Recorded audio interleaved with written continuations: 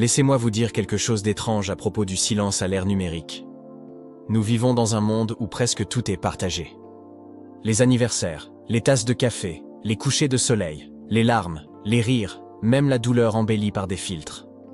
Pourtant, certaines personnes restent complètement invisibles.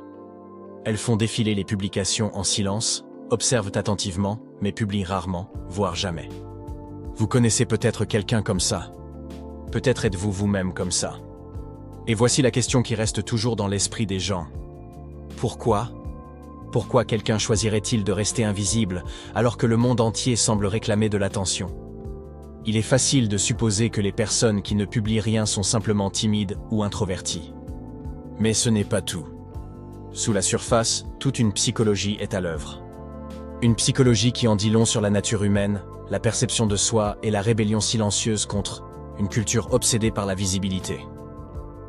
Vous voyez, pour certaines personnes, le silence n'est pas un vide. C'est le contrôle. C'est le pouvoir de choisir ce que le monde ne doit pas savoir.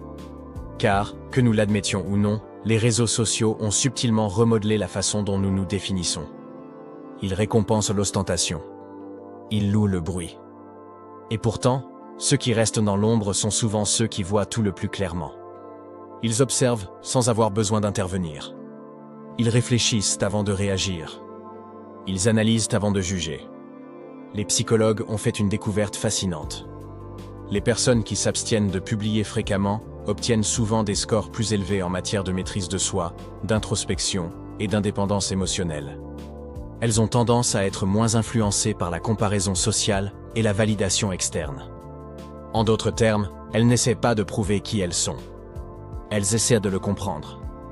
Et dans un monde submergé par les performances, c'est rare. Car soyons honnêtes, la plupart de ce que nous publions n'est pas seulement de la communication. C'est une construction identitaire.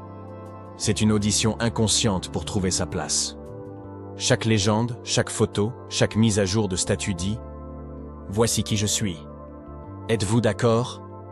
Mais lorsque vous cessez de publier, quelque chose change. Vous commencez à dissocier votre valeur des applaudissements numériques. Vous cessez de penser en termes de légende.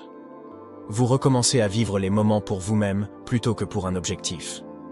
Et c'est là le secret psychologique qui se cache derrière beaucoup de gens qui ne publient pas.